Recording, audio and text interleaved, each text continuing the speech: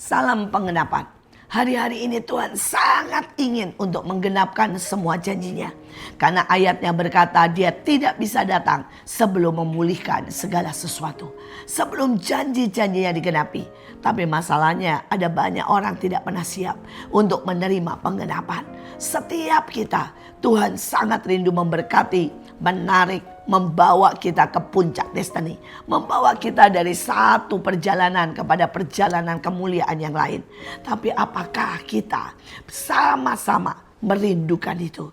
Dan kita bisa sama-sama sederap, sama-sama sinergi, sehingga melihat kemuliaan Tuhan dinyatakan. Mari kita baca ayat-ayat yang menunjukkan di mana kesalahannya. Di dalam Mazmur 106 ayat 13. Tetapi segera mereka melupakan perbuatan-perbuatannya dan tidak menantikan nasihatnya. Nantikanlah Tuhan dan tetaplah ikuti jalannya. Maka ia akan mengangkat engkau untuk mewarisi negeri. Dan engkau akan melihat orang-orang fasik dilenyapkan. Mazmur 37 ayat 34. Saudara, ada sangat banyak orang yang tidak menunggu, yang tidak menantikan nasihatnya. Mereka berpikir bahwa mereka tahu apa yang terbaik buat dirinya. Ada seorang yang hari itu bilang sama saya, "Bu, saya mau menikah. Saya minta jodoh dari Tuhan. Dan Tuhan memberikan seseorang yang menurut saya tidak bisa nikmati. Dia terlalu rohani, dia terlalu sangat serius." Dan kemudian dia berkata, "Saya memilih yang lain." Dia memilih seseorang yang menurut dia akan berjalan bersama-sama dia.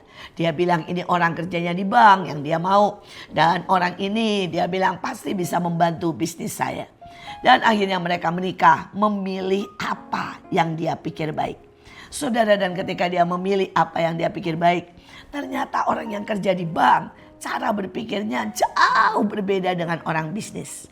Dan cara dia melihat, cara dia menghitung selalu bertolak belakang. Sehingga akhirnya dia bilang kami tidak bisa kerja sama. Lebih baik kita kerja masing-masing karena kalau disatukan kita akan berantem. Saudara, yang kedua, dia berpikir orang ini fun. Karena biasanya pada waktu dia sebelum menikah bertemu dengan orang ini di tempat-tempat yang fun. Ternyata dia ikut karena kegiatan dari bank, outing dan sebagainya. Dan sebenarnya orang ini tidak pernah menyukai fun. Dan tidak pernah menyukai petualangan, tidak menyukai perkara-perkara yang menantang, tidak menyukai saudara ya hal-hal yang misalnya makanan luar negeri. Dia penggemar asli makanan Indonesia. Dan sebaliknya apa yang dia pikir, teman jodoh yang Tuhan sediakan, yang dia pikir sangat rohani, sangat serius, ternyata adalah orang yang sangat fun, menyukai petualangan, bahkan menyukai saudara olahraga-olahraga ekstrim. Dan dia sangat menyesal. Kenapa dia tidak bisa mempercayai Tuhan? Kenapa dia melihat dari apa yang dia pandang? Dan ternyata penilaian manusia sangat salah. Saudara, hari ini saya mau berkata, mari nantikan dan sungguh-sungguh nantikan nasihat Tuhan. Hari itu saya minta sama Tuhan jodoh yang dari Tuhan. Dan Tuhan memberikan saya mimpi. Tuhan bilang bukan itu yang di depanmu tapi yang di belakang. Tetapi setelah saya melihat yang di belakang, walaupun itu bukan selera saya, saya berkata oke Tuhan, saya minta 5 tanda. Dan 5-5-nya Tuhan genapi. Maka saya menikah dengan keyakinan penuh. Dan ujungnya kami 35 tahun menikah.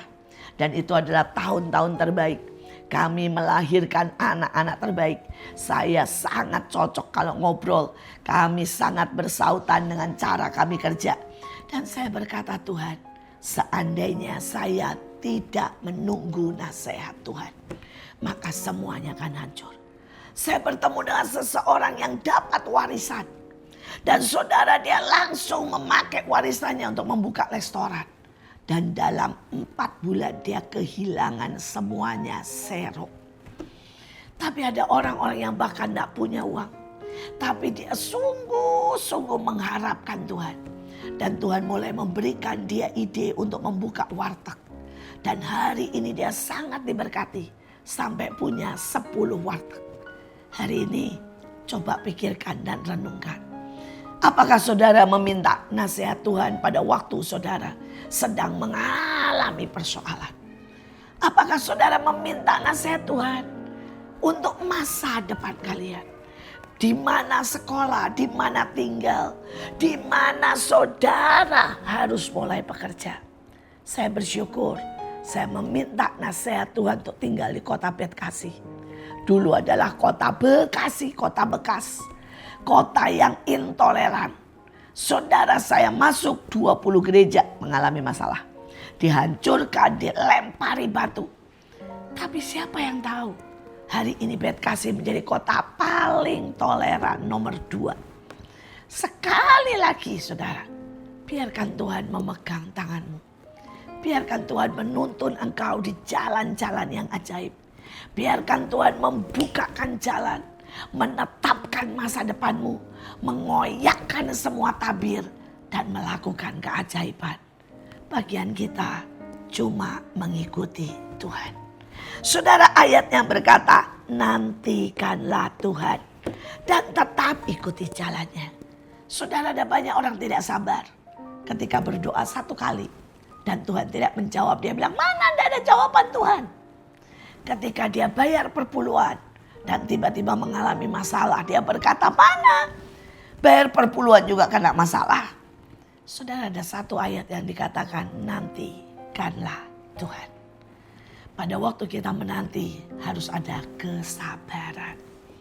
Kadang-kadang kita menanti 1 tahun, 1 bulan, atau kadang-kadang bertahun-tahun. Bisakah kita menanti? Tapi kata menanti dalam bahasa aslinya adalah seperti saudara tali yang dijalin. Kalau bahasa Indonesia di kelabang, saudara.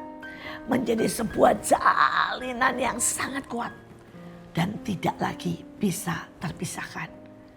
Saudara, berapa banyak dari kita membiarkan hidup kita di kelabang, dijalin begitu rupa dengan firman Tuhan, dengan penyembahan, dengan janji-janji Tuhan, dengan cara Tuhan.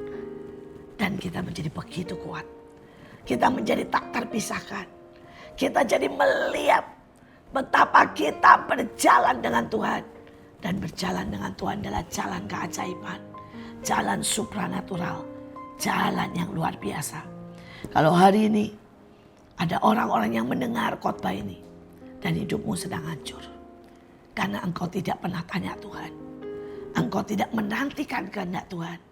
Saya mau berkata, masih ada jalan balik. Jangan kecewa. Jangan marah. Jangan pergi dari imanmu. Tapi ayo bertobat. Dan nantikanlah Tuhan. Dia bukan Tuhan yang salah.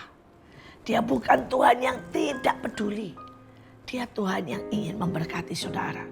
Saya punya seorang teman. Dia membuat sebuah pabrik, restoran. Dan semuanya hancur. Habis. Tapi hari itu dia nangis. Dan dia bilang, Tuhan, aku mau menantikan engkau. Aku menantikan engkau. Dan Tuhan bilang, pergi ke desa. Saudara, dia sampai kaget disebutkan sebuah tempat di Jawa Tengah.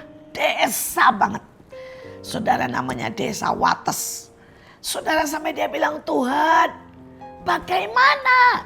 Apakah aku bisa bertumbuh, berkembang, sukses? Tapi dia belajar tanya Tuhan. Dan belajar mengikuti jalan-jalannya. Saudara, dan Tuhan mulai bilang dia untuk jualan donat.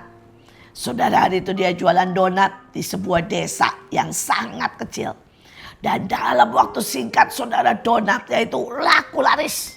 Karena donatnya sedikit mirip lah sama Dunkin. Warna merah, stroberi. Saudara, dia jualan berdos-dos. Saudara, dan dia jualan ke sekolah demi sekolah. Dan Tuhan bilang, buat pabrik roti. Dia buat pabrik roti. Kemudian pabrik roti itu juga sekalian buat tempat KKR, tempat kebaktian. Saudara, singkat cerita hari ini, dia bahkan buat sekolah, dia bahkan buat saudara klinik. Dan dia punya segala sesuatu yang terbaik. Dia kaya raya, diberkati, punya sekolah, pelayanan. Karena satu, dia mendengar nasihat Tuhan dan mengikuti jalan-jalannya. Sehingga janjinya dia mewarisi negeri. Bapak Ibu, saudara-saudara sekalian, saya merasa ada banyak sekali orang yang sedang ada dalam tanda kutip salah jalan. Kalau engkau mendengar firman Tuhan ini dan engkau sedang salah jalan, belum terlambat.